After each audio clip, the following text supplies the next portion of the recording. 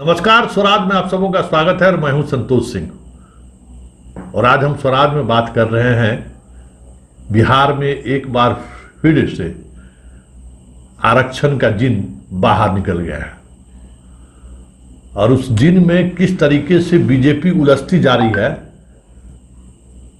ये समझने की जरूरत है। हमने एक खबर दिखाई थी आपको कि ये जो आरक्षण की जो राजनीति है उसमें नीतीश और लालू पारंगत है, मतलब इसके एक्सपर्ट खिलाड़ी हैं। और वो तो चाहते ही थे कि इस पिच पर बीजेपी लौट आए और उसके बाद फिर हम अपने तरीके से बैटिंग करेंगे, फील्डिंग करेंगे। और आप देख लीजिए कि अब गवर्नेंस की बात नहीं हो रही है, राज्य में जो अपराध बढ़ रहा है इसकी चर्चा नहीं हो रही है। जदयू के प्रदेश अध्यक्ष का पेट्रोल पंप पर लूटपाट की घटना घट रही है, उस पर चर्चा नहीं हो रही है। चर्चा हो रही है कि ईबीसी के को आरक्षण किसने दिया, पिछड़ा को किसने दिया, और उस राजनीति में किस तरीके से बीजेपी उलझती जा रही है। आप पिछले 72 घंटों के उन चीजों पर आप गौर करेंगे तो लगातार बयानबाजी हो रही है। संजय जायसवाल अपने तरीके से रख रहे हैं बात, सुशील मोदी रख रहे हैं, सम्राट चौधरी रख रहे हैं। लेकिन आज जिस अंदाज में नीतीश कुमार फिर से अपनी बात को रखा है, से हम लोगों ने किया है, कोई हम लोगों का व्यक्तिगत नहीं है। अब जान लीजिए जरा सा, उस समय बीजेपी साथ था ना। अब बीजेपी के लोग भूल गए हैं कि सबसे राय लेकर के और ईबीसी का किया गया।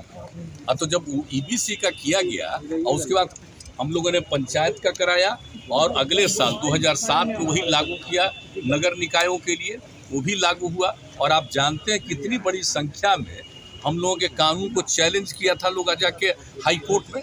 हाई कोर्ट ने रिजेक्ट किया, लोग सुप्रीम कोर्ट गए, उसको रिजेक्ट किया। तो ये सोच लीजिए कि 4 बार पंचायत चुनाव था और 3 बार नगर निकायों का चुनाव हो गया। तो बिहार का जो कुछ भी है, और एक बात और जान लीजिए, बिहार में जो ओबीसी और ईबीसी की बात है कोई आज की बात है, सबसे पुराना 1978 की बात है। जननायक कर्पूरी ठाकुर जी मुख्यमंत्री थे, उस समय ये काम किया हुआ है। आप जरा सोच लीजिए, आज की बात है, कोई राज्य की सरकार कर रही है तो उससे इसका क्या मतलब है। यहाँ पर तो पहले से लागू है, 1978 से लागू है।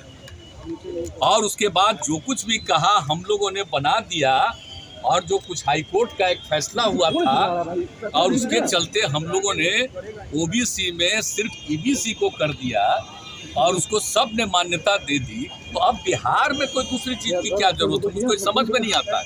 सुना नीतीश ने क्या कहा है कि बिहार में ईबीसी के रिजर्वेशन को लेकर हाई कोर्ट और सुप्रीम कोर्ट तक पहले ही सुनवाई हो चुकी है और उसी के आधार पे यहाँ आरक्षण लागू है। 2010 के सुप्रीम कोर्ट के जिस फैसले के आधार पर बिहार को आयोग गठन करने की बात कही जा रही है, वो उन राज्यों के लिए है जिन राज्यों में पहले से इस तरह के आरक्षण का प्रावधान नहीं रहा है। बिहार में तो पहले से प्रावधान रहा है और 1978 से यह प्रावधान रहा है। तो जो ये कहा जा रहा था कि नीतीश कुमार जानबूझ के ईबीसी को आरक्षण ना मिले, इसके लिए उन्होंने इस तरह की रणनीति अपनाई कि भाई चुनाव स्थगित हो जाए और फिर हम सरकार सुप्रीम कोर्ट जाएंगे और फिर स्थिति स्पष्ट होगी। लेकिन नीतीश ने जो सवाल खड़े किए हैं वो सवाल तो लाजमी है और उनके सवाल में तो दम जरूर है। सब जो भी कानूनविद हैं वो मानते हैं कि नीतीश कुमार ने जो स्टैंड आज लिया है उस स्टैंड में दम है, क्योंकि बिहार के मामले में पहले ही सुप्रीम कोर्ट तक ये मामला गया है और फिर जजमेंट आया है। ऐसे में सुशील मोदी के पास क्या जवाब है, जरा ये भी सुन लीजिए। बिहार में अति पिछड़ों को सरकारी नौकरियों में आरक्षण तब मिला जब कर्पूरी ठाकुर के साथ पंडित कैलाशपति मिश्रा शाह सरकार में शामिल थे, और स्थानीय निकायों के अंदर अति पिछड़ों को 20% आरक्षण तब मिला जब एनडीए की सरकार में बीजेपी शामिल थी, बिहार सरकार में शामिल थी।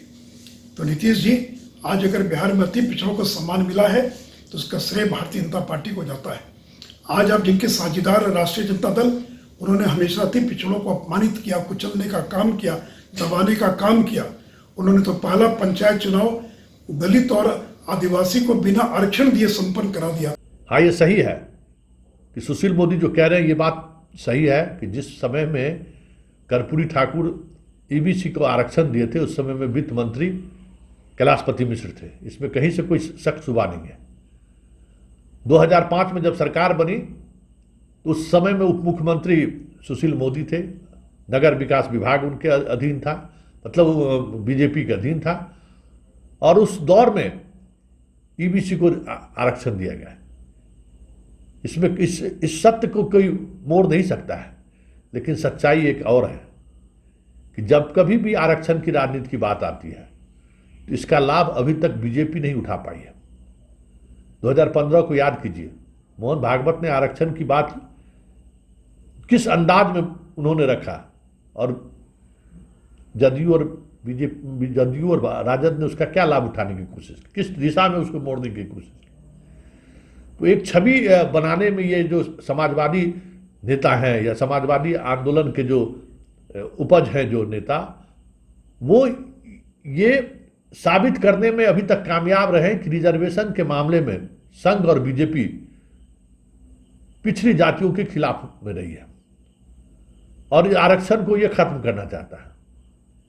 इस इमेज से अभी भी बीजेपी बाहर नहीं निकल पाई है और जातीय जनगणना ने तो इनकी कलई खोल कर रख दी है कि वाकई में लोग मानने लगे कि ये नहीं, ये पिछड़ा विरोधी है।